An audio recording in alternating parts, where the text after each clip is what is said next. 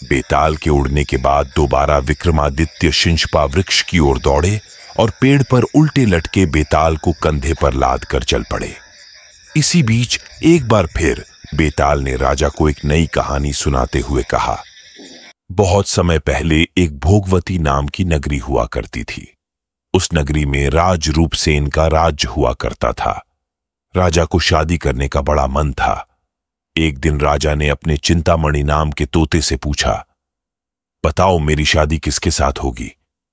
तोते ने कहा, मगध की राजकुमारी चंद्रवाती से। राजा ने तोते की बात सुनने के बाद एक ज्योतिषी को बुलाकर यही सवाल पूछा। ज्योतिषी ने भी राजा को वही उत्तर दिया जो तोते ने दिया था। मगध की राजकुमारी को भी अपने होने वाले वर के बारे में जानने का बड़ा मन था। राजकुमारी ने अपनी मैना मंजरी से पूछा, अरे ये बताओ मेरा विवाह किसके साथ होगा? मैना ने भी राजकुमारी को राजा रूपसेन से शादी होने की बात बताई। इतना सुनने के बाद दोनों नगर की तरफ से शादी का न्योता एक दूसरे को भेजा गया, जो स्वीकार हो गया। इस तरह राजा रूपसेन और राजकुमारी की शादी हो गई। शादी होने के बाद रानी अपने साथ मैना को भी लेकर आई।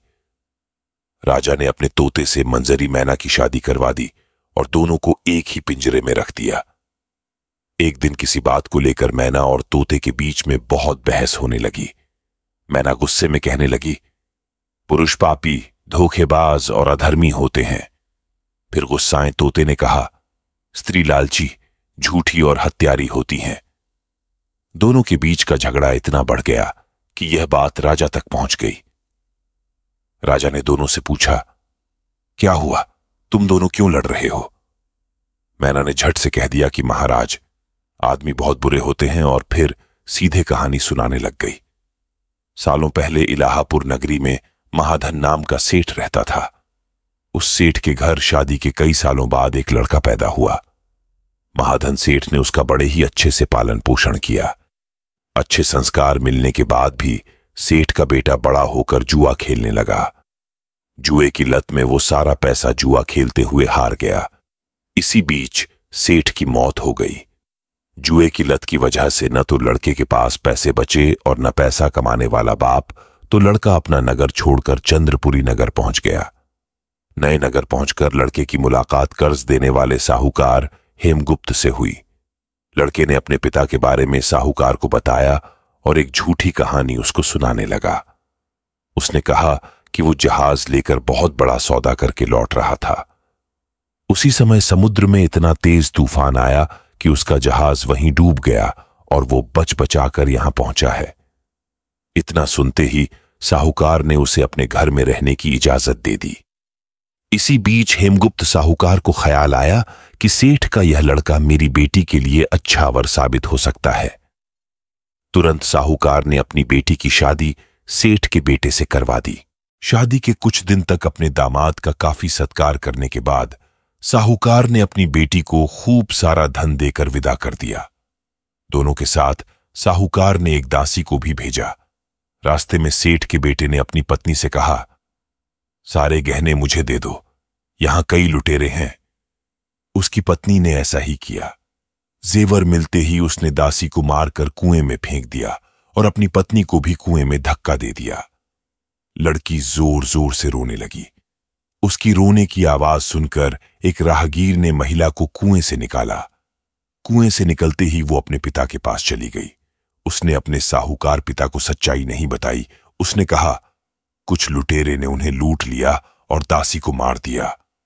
साहूकार ने अपनी बेटी को दिलासा देते हुए कहा, चिंता मत करो, तुम्हारा पति जिंदा होगा और वो कभी न कभी जरूर लौट कर आ जाएगा।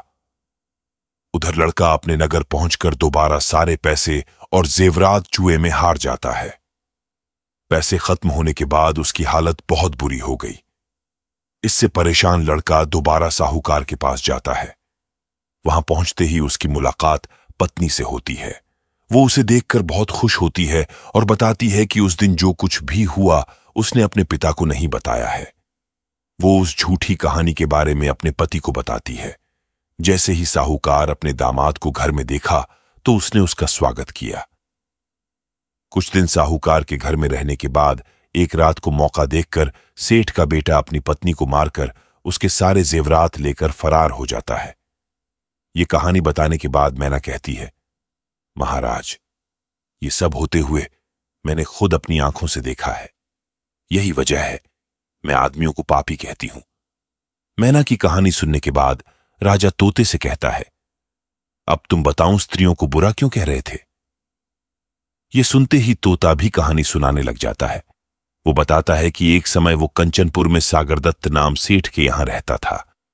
उसके बेटे का नाम श्रीदत्त था, जिसकी शादी पास के ही नगर श्री विजयपुर के सेठ सोमदत्त की बेटी से हुई थी। शादी के बाद व्यापार करने के लिए लड़का परदेश चला गया। उसकी पत्नी जयश्री उसका इंतजार बेताबी से करती थी, लेकिन 12 साल गुजर गए, लेकिन वो परदेश से लौटकर नहीं आया। अपने पति का इंतजार करते हुए एक दिन महिला अपनी छत से एक पुरुष को आते हुए देखती है। वो उसे बेहद पसंद आता है। वो उसे अपनी सहेली के घर बुलाती है। वो उससे बात करती है और उससे रोज अपनी सहेली के घर मिलने को कहती है। अब श्रीदत्त की पत्नी जयश्री उस युवक से रोज मिलने लगी। ऐसा होते होते कुछ महीने बीत गए। इसी बीच एक दिन जयश्री का पति श्रीदत्त परदेश से लौट आता है। महिला अपने पति को देखकर परेशान हो जाती है। थका हारा श्रीदत्त आराम करने के लिए बिस्तर पर लेटते ही एकदम सो जाता है। मौका देखते ही उसकी पत्नी उस युवक से मिलने के लिए अपनी सहेली के घर चली जाती है। रात को उसे बाहर जाते हुए देख एक चोर उसका पीछा करता है। वो देखता है कि वो किसी घर में चली गई। अफसोस, वो युवक सांप के काटने की वजह से मर जाता है। जैसे ही जयश्री उसे देखती है तो उसे लगता है कि वो सो रहा है। वो उसके करीब जाती है। उसी समय पास के पीपल के पेड़ पर बैठा भूत मरे हुए युवक के शरीर में घुसता है और महिला की नाक काटकर वापस पेड़ पर बैठ जाता है। रोते हुए वो अपनी सहेली के पास पहुंची और उसे पूरी कहानी बताई। सब कुछ सुनकर उसकी सहेली जयश्री को सलाह देती है कि चुपचाप घर चली जाओ और जोर जोर से रोने लग जाना। जैसे ही कोई नाक के बारे में पूछे तो कह देना कि तुम्हारे पति ने काट दी है। वो ऐसा ही करती है। लड़की का पिता श्रीदत्त की शिकायत करता है। इसके बाद सभा में सभी पेश होते हैं। जैसे ही राजा लड़की की कटी हुई नाक देखता है तो गुस्से में उसके पति को सूली से लटकाने का फैसला सुना देता है। उस सभा में वो चोर भी मौजूद होता है, जिसने श्रीदत्त की पत्नी को रात में घर से बाहर जाते और अन्य चीजों को देखा था। राजा द्वारा सुनाई गई सजा को सुनते ही चोर बहुत दुखी होता है। वो किसी तरह से हिम्मत करके राजा को सारी कहानी बताता है। कोई भी उसकी बात पर विश्वास नहीं करता तो चोर कहता है, आप वहां चलकर देख लीजिए, भूत भी वहीं है और युवक की लाश भी। जब जांच की जाती है तो बात सच निकलती है। ये बताकर तोता कहता है, राजन, महिलाएं इतनी दुष्ट होती हैं।